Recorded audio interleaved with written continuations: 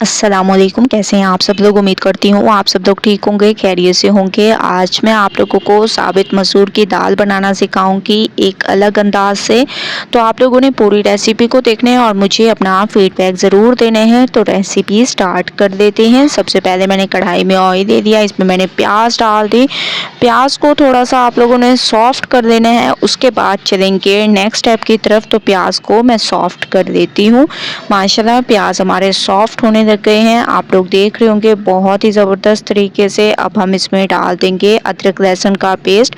2 चम्मच भरकर आप लोगों ने अदरक लहसुन का पेस्ट डाल देना है। अच्छे तरीके से इसको मिक्स करना है। मिक्सिंग बहुत अच्छी किया करें।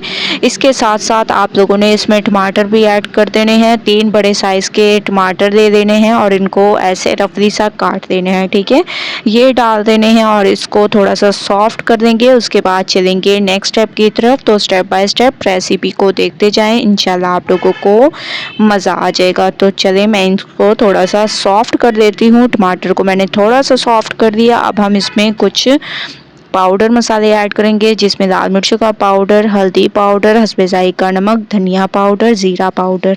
ठीक है, ये तमाम पाउडर मसाले ऐड करने के बाद थोड़ा सा इसमें पानी डालें और मसाले को बहुत अच्छे तरीके से आप लोगों ने भूनना है और चम्मच की मदद से आप लोगों ने इसको मैश भी करते जाना है ताकि मसाला हमारा बहुत अच्छे तरीके से भून जाए। ऐसे आप लोगों ने चम्मच की मदद से मैश करते जाना है।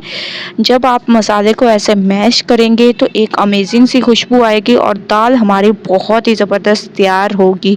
तो छोटे छोटे टिप्स जो मैं आप लोगों के साथ शेयर करती हूँ वो ज़रूर आप लोग आजमाया करें और मुझे फीडबैक ज़रूर दिया करें कि वाकई आप लोगों की रेसिपी अच्छी बनी है। ठीक है, तो मैंने इसमें अब साबित मसूर की दाल ऐड कर दी। इसको बहुत अच्छे तरीके से मिक्स करेंगे। 2 से 3 मिनट मैं इसको भूनूंगी। उसके बाद लेके चलूँगी नेक्स्ट स्टेप की तरफ। तो स्टेप बाय स्टेप रेसिपी देखते जाएं और फॉलो करते जाएं। 2 से 3 मिनट मैंने इसको बहुत अच्छे तरीके से भूना है। अब मैं इसमें 3 अदद हरी मिर्चें ऐड कर दूंगी। आप लोग अपने हिसाब से कम या ज़्यादा भी ऐड कर सकते हैं। ठीक है, ये तमाम चीज़ें ऐड करने के बाद हस्बे ज़रूरत इसमें पानी ऐड कर देंगे और तकरीबन 20 से 25 मिनट आप लोगों ने इसको हल्की आंच पर पकने देना है। उसके बाद चलेंगे नेक्स्ट स्टेप की तरफ। 20 से 25 मिनट मैंने इसको पकने दिया और माशाल्लाह से दाल हमारी गल चुकी है। अब हम इसमें डाल देंगे लेमन जूस।